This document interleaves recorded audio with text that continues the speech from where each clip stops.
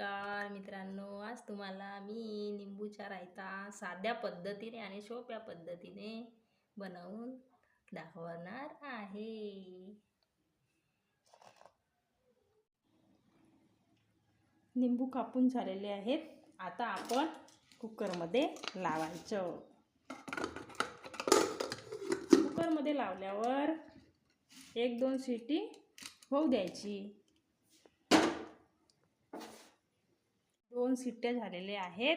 आता आपण याला चाळणीमध्ये चांगलं गाळून टाकायचं.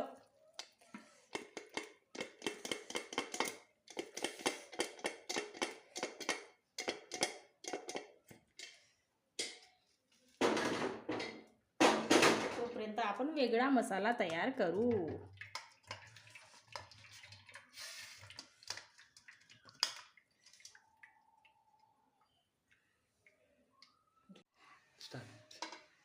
आपण आता त्या निंबूच्या फोडी जे ठेवलेल्या होत्या चाळणीमध्ये, आता त्या जो निघालेला रस आहे तो आता आपण गरम करायला मांडलेलो आहोत. मस्तपैकी आता त्याला उकळी येईपर्यंत छानपैकी गरम करायचा. एकदम साध्या आणि सोप्या पद्धतीने निंबूचा लोणचं तयार होतो, न मेहनत घेता. अगदी 10 मिनिटामध्ये हा निंबूचा रायता तयार होतो. आम्ही रायता म्हणतो आमच्या भाषेमध्ये आणि याला लोणचं पण म्हणतात. चला तर मग आपण आता हा इथं चवीनुसार आपण साखर पण टाकता येते आणि गूळ पण टाकता येते. तर मला इथे गूळ टाकायचा आहे. आता मी त्या गुळाला बारीक करून घेत आहे. आपण आता हा अर्धा किलो गूळ घेतलेला आहे.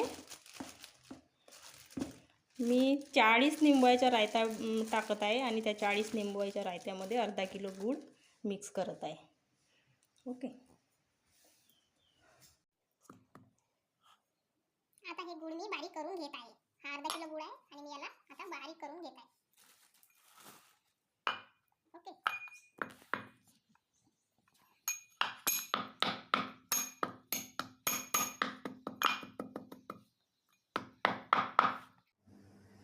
हे बघा, तर आपला गूळ आता हे बारीक झालेला आहे आणि मी चवीनुसार जिरा घेतलेला आहे, तिखट घेतलेला आहे आणि हा काळा नमक हा घेतलेला आहे इथे वापरायला. तर आता मी इथे गूळ या जो आपण पाणी निघालेला होता निंबूचा त्याच्यामध्ये टाकत आहोत.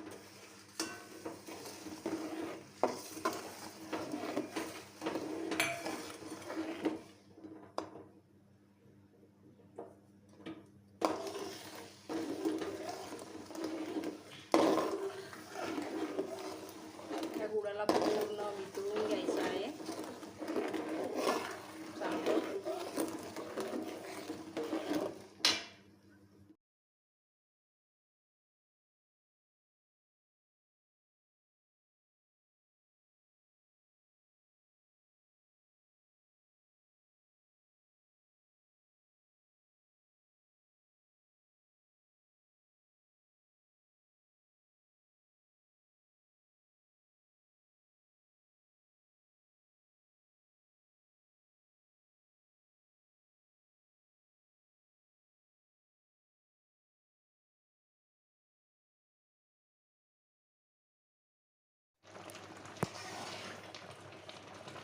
बघा, तर आता हा माझा लोणचं तयार झालेला आहे. एकदम सोप्या पद्धतीने आमच्या गावाकडील लोणचं आम्ही असेच बनवत असतो. आणि हा लोणचं जर तुम्हाला आवडलं असेल तर माझ्या चॅनलला सबस्क्राईब करा, लाईक करा. व्हिडिओ जर तुम्हाला